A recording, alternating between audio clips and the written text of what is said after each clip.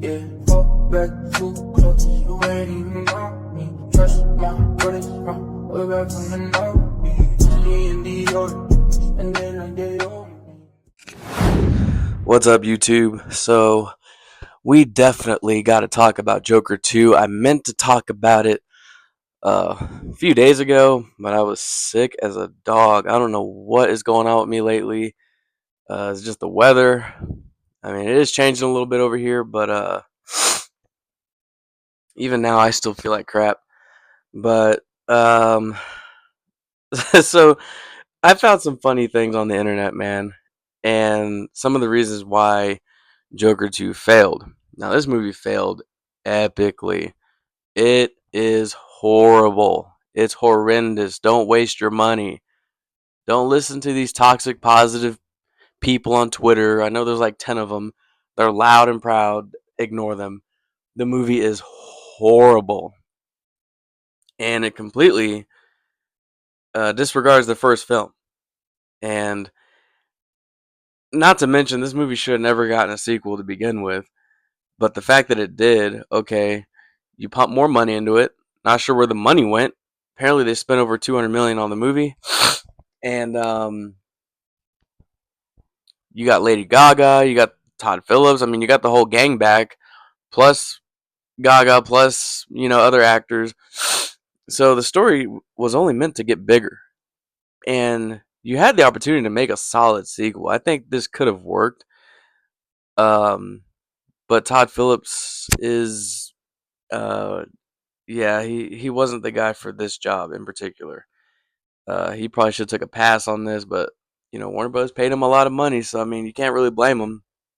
But Geeks and Gamers on Twitter, insider information reveals what led to Joker 2's disastrous opening, pointing the finger at Todd Phillips, his refusal to work closely with Warner Bros. And DC.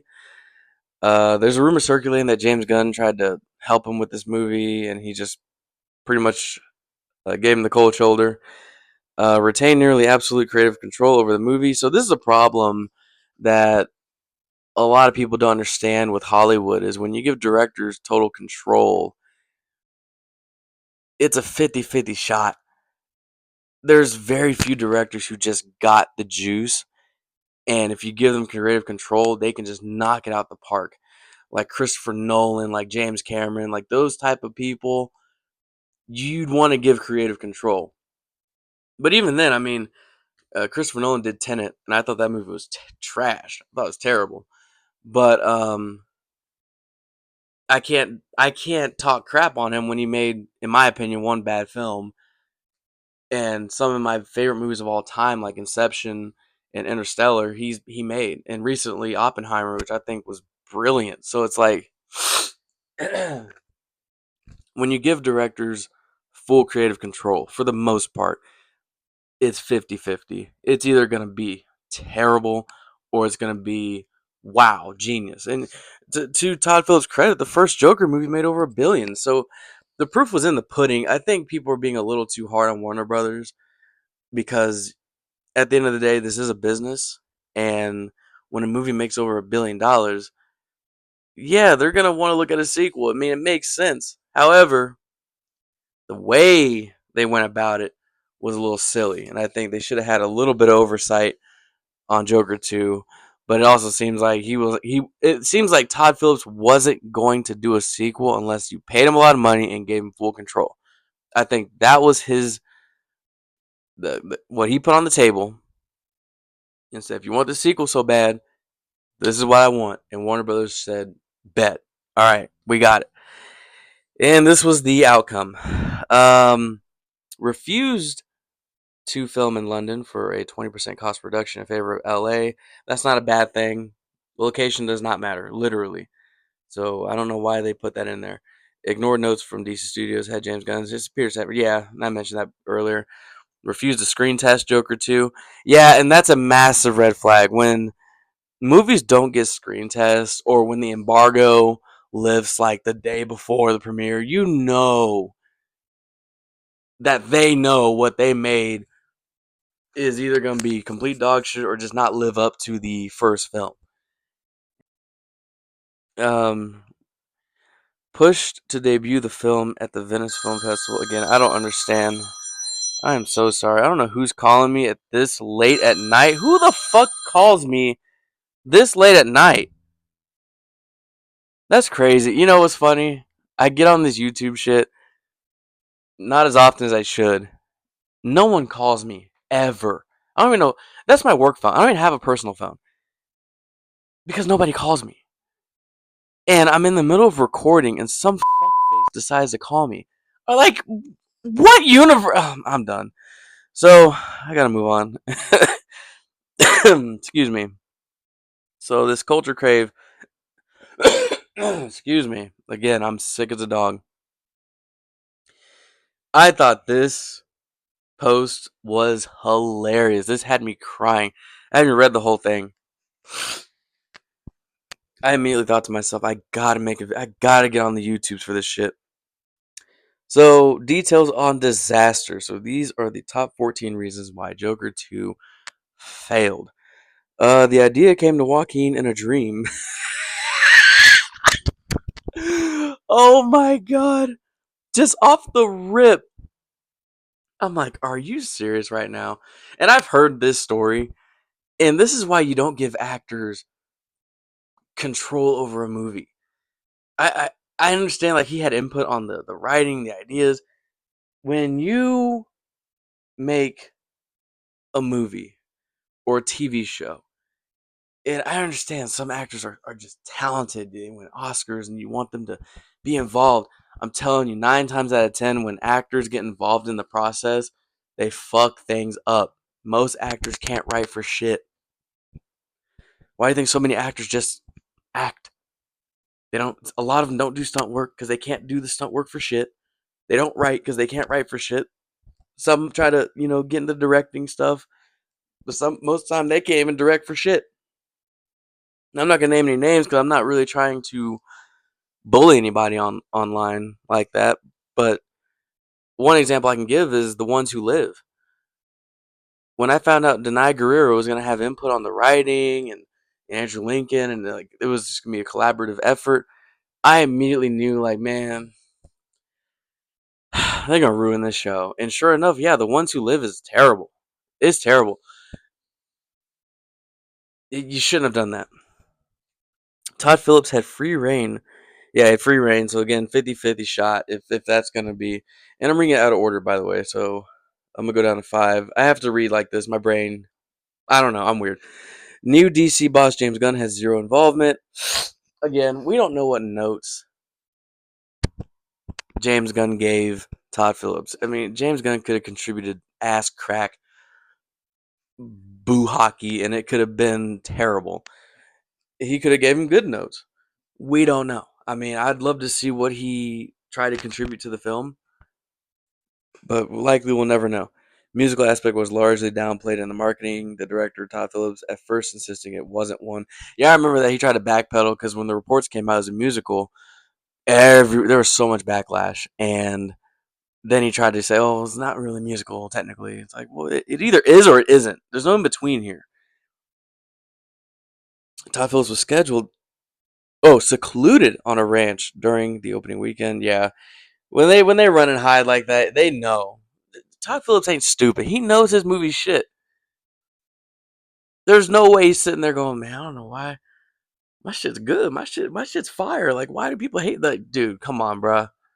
If I was his friend, I'd be like, bro, I give him that look. And we all know that look from our friends when we fuck up. And you just look down at yourself and you go, yeah, that was a complete piece of shit. Cinema score is a D, lowest ever for a comic book film. So for those of you Snyder haters who are like, oh, BVS, worst Superman, worst superhero movie ever, well, Joker 2 is by far the worst. According to Cinema Score, needs 450 million globally to break even, may lose the studio over 150 million. So if the Suicide Squad kills the Justice League wasn't enough, well, this movie definitely proves this isn't the best year for Warner Brothers. And it hasn't been for a very long time. Because don't forget, Blue Beetle before flopped. Believe it or not, as much as it's weird because Blue Beetle gets a lot of online love, but like None of y'all saw the movie.